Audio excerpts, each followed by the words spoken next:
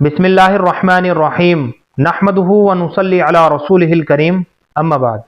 मोहतरम नाज़रीन इकराम, एक साहिबा हैं उज़्मा रफ़ीक, इनकी जानिब से कमेंट है, सबीन नाम रखना कैसा है। देखिए, सबीन सीन बा या नून, सबीन सीन के ऊपर ज़बर के साथ। लुग़त की मोतबर किताबों के अंदर ये लफ्ज़ नहीं मिलता, चाहे अरबी की लुग़ात हो या फ़ारसी की लुग़ात हो, इन किताबों के अंदर ये लफ्ज़ नहीं मिलता और ना ही इसके माना मिलते हैं। अलबत्ता अरबी ज़बान में एक लफ्ज़ मिलता है सबनिया।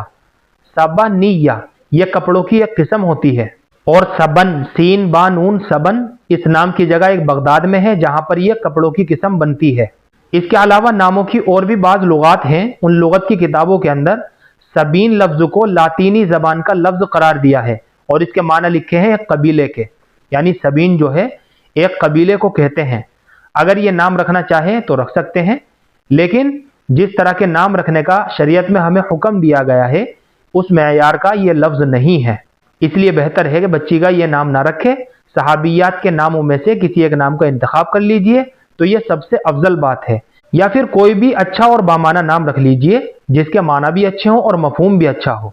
और अगर सबीन नाम ही रखना चाहें तो ये भी रख सकते हैं। मैंने आपको बता दिया, लुगत की बाज़ किताबों के अंदर इस लफ्ज़ को जो है सबीन लफ्ज़ को लातीनी ज़बान का लफ्ज़ करार दिया है और इसके माना कबीले के लिखे हैं। मुझे उम्मीद है कि आपको अच्छी तरह समझ में आ गया होगा। अल्लाह हम सबको सुन्नत व शरीयत पर पाबंद फरमाए। फ़कत वल्लाहु आलम।